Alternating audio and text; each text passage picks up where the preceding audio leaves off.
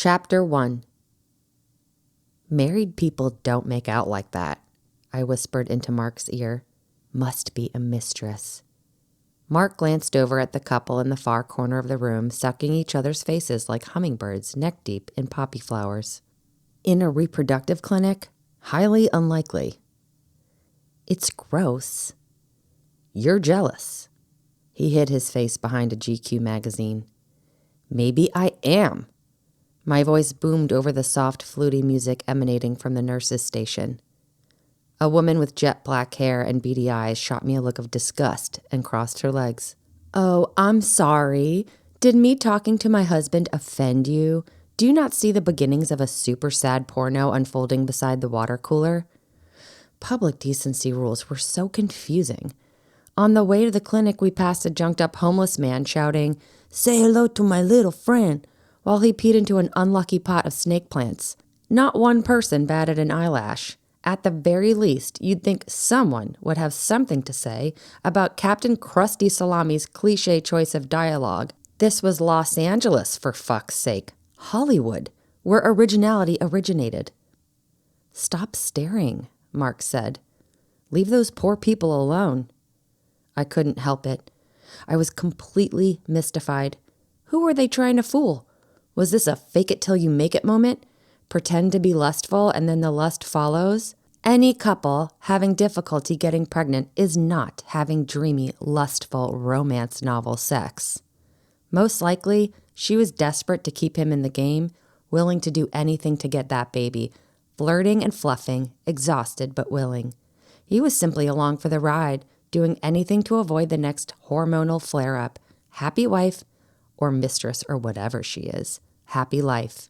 This is a tactic. She's getting him primed. He's about to go back there and nut in a cup, pumping the steam for his foamy nutticino, I said with a smirk.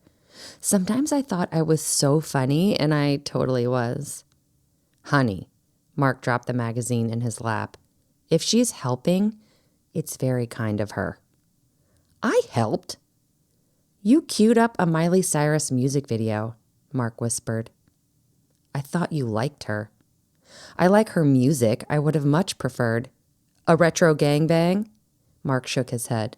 That was not what I was going to say. Not even close. Ooh, what were you going to say? Can we not talk about it here? Mark tilted up his Golden State Warriors hat and pushed back a loose wave of chicory brown hair from his face. He rarely gelled up his hair for me. He put on his Gregory Peck look for work and the occasional date night, a pastime rapidly dropping off into ancient history. We're not the first ones to talk about sex in a reproductive clinic. You think those two are afraid to talk about sex anywhere, anytime? Becca. Okay, if not a retro gangbang, then what? Who do you picture? Mark dipped his head, as if ashamed to say it. You. Oh, don't be ridiculous. Mark huffed and looked away. He was saying what he thought I wanted to hear, right? Saving face. He was always trying to be the hero, saying and doing the right thing, when all I wanted from him was honesty, the grueling, maybe hurtful truth. I can work with the truth. There's no Instagram models in that feed of yours that have piqued your interest, wormed their way into your subconscious mind, popped up during intercourse? Mark glanced over the room. He was checking who was paying attention.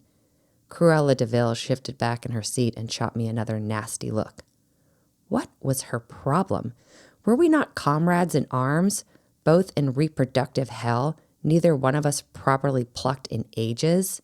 Okay, so you don't have an exception then? Oh, what? An exception, someone famous that you'd sleep with if they offered, of course. That is a big if. I don't care about anyone famous. Turn of the century Pamela Anderson? Don't tell me you'd turn her down. Depends. Ugh, you're no fun. Clearly you've thought about this, so tell me, sweet wife, who would you ruin our marriage for? I answered without skipping a beat. Channing Tatum. Mark slumped his shoulders. He is a good dancer. Don't worry, dear. I put my arm on Mark's shoulder. I won't be bumping into him at the club anytime soon, seeing as how I don't go to the club, and from what I hear, he's a monogamist. Mark puckered out his lower lip. So sad for you. He was finally playing along. I smiled.